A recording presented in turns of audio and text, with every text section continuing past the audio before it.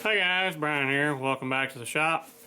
Today we're finishing out the tappets, doing the hard turning on them, and then I'll take them over to the grinder and grind the face, and these will be done, ready to go to the customer. But all I've got here, there's nothing super about this hard turning. This machine, the Monarch, is not really designed for being able to do that. It's plenty rigid enough, because that's one of the keys to hard turning. But they really want you to run a whole lot faster than what I can run. My surface speed is not even fast enough for carbide really for this, but it does seem to work pretty good. The inserts I'm using are CBN 431s, I think is what it is. But it's a hard turn insert, it's what it's designed for. The only real trick I know about it is that you don't want to back up with them because they're really brittle. And for some reason, I know I had one that after I made a cut and I was going back the other way with it, it busted the tip. So I only cut one way with them now. I always back out around and start my cuts again. I've got this already done a couple and got it dialed in to where I want to be, to where I'm finishing a 1/2 thousandths oversize. I'm taking incremental passes. I take a 5 thousandths, a 5 thousandths, and a 5 thousandths. And by doing that, I'm pretty consistent as far as my depth of cut. At least on my finished pass, it's for sure going to be a 5 thousandths even cut. And I know how it's going to finish out on size. The part builds up heat in the process of that. You know, it's not a real big part. And the hard turning is 60 plus Rockwell. It generates a fair amount of heat in the part. So I'm actually, my finished diameter is 8/10 oversized. And then when it cools down, it's on size. So that's my cheating trick for not having to wait for these parts to cool down. And then the fact I don't have coolant on this machine in order to keep it cool so everything stays on size. With heat, it's always growing whenever you're battling temps, or for sure heat, you know, any kind of temperature change is a huge issue when you're looking at temps. Even trying to hold less than 1 thousandths, you start getting into temperature being a factor for sure. So I'm gonna get you turned around here on the part and I'll let you see me cut one.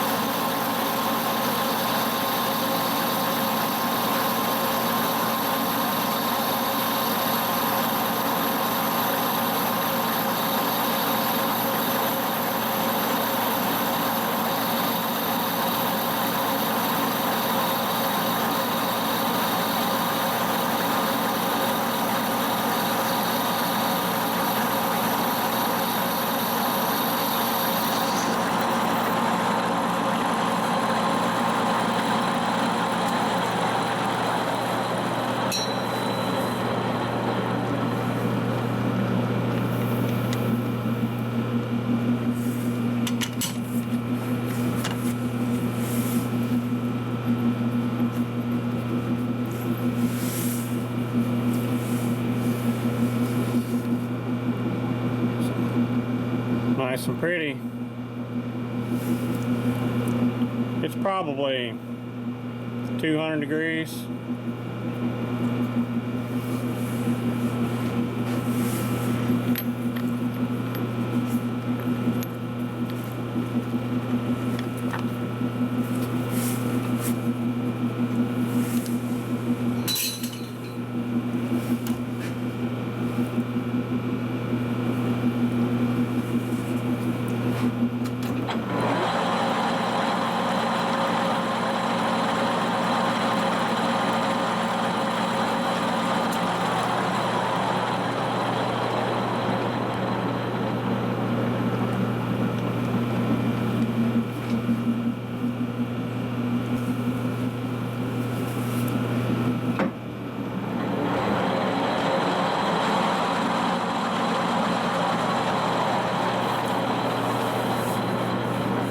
That one, it doesn't look like it's running as true as it ought to be to me. Let's check it out.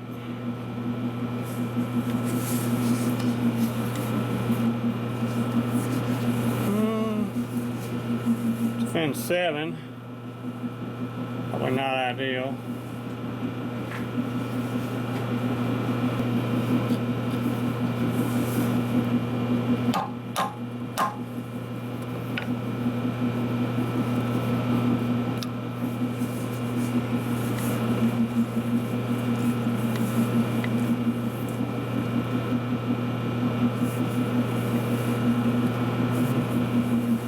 Too far.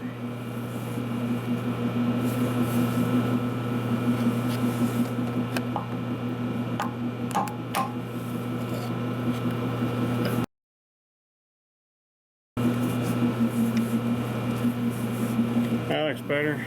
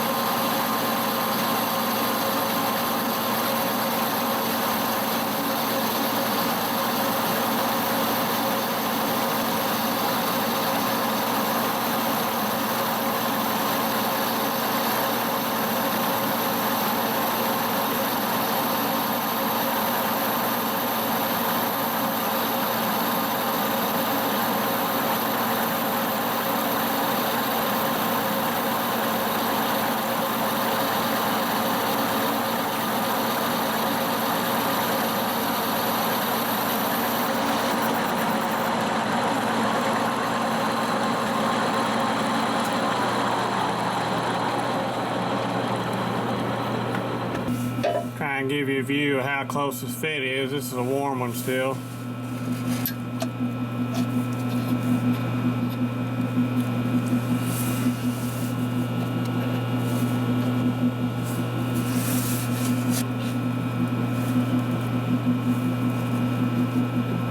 No rattle, just a nice slip.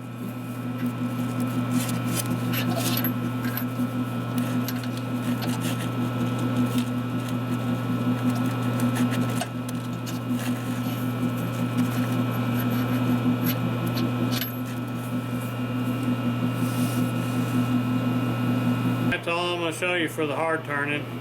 The rest is just rinse and repeat, as Tom would say. So we'll finish these out and we'll move over the grinder.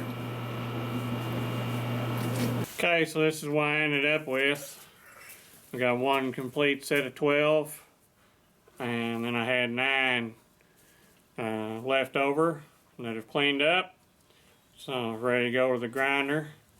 I had one here that I'm not sure why, but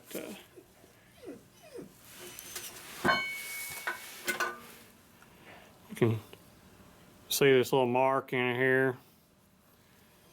So if the coating didn't quite get there, or if I grabbed it with the tongs too hard and put that mark in it.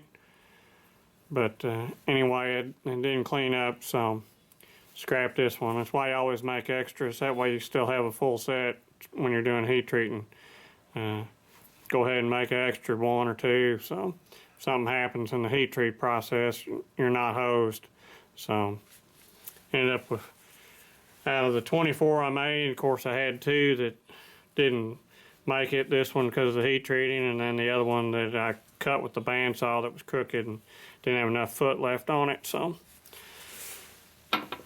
that's what happens when you're producing stuff. Sometimes it just doesn't work. But let's get to the grinder and finish these out. Give you a nice up close here on the finish.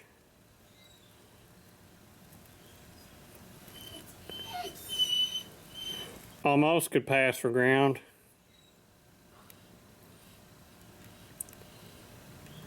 It's smooth anyway. Wish I had a RA meter. I could check it out and see how smooth it is, but it's pretty smooth. I can't feel anything, just rub my finger on it.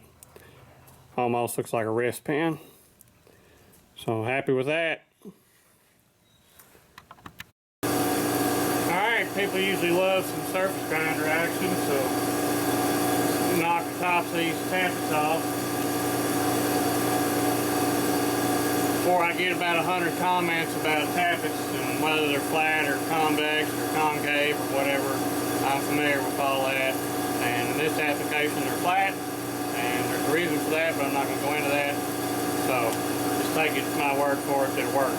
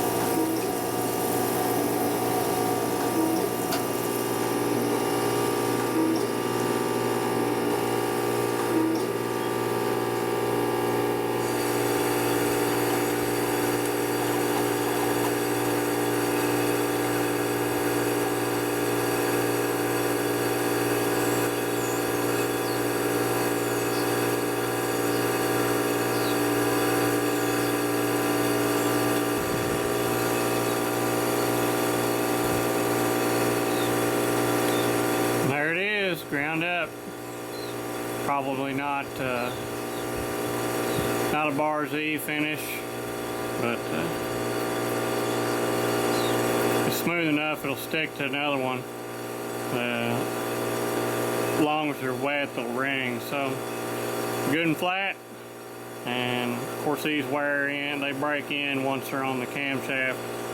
So, but usually when I take these apart, you can, a lot of these marks are still in there from the grinder because they're so hard compared to the camshaft that these don't wear.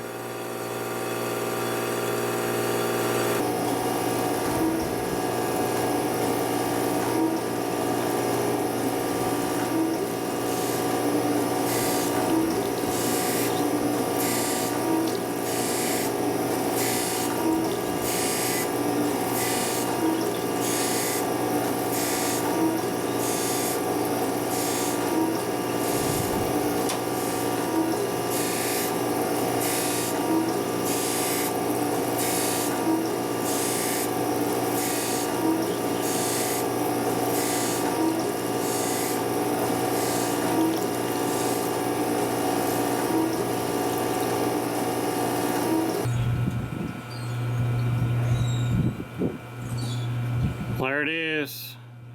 That's the finish I get with the wheel I've got on my grinder. Not fantastic, but it's pretty good. Good enough that the paper towel or the emery cloth I wiped this off with, put a little scratch in it.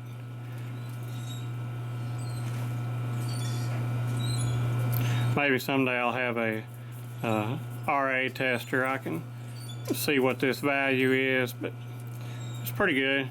It's good enough for what it's going to do anyway. It's going to live a very hard life. There's Bailey come to approve the job. Tappets look good? Good. All right.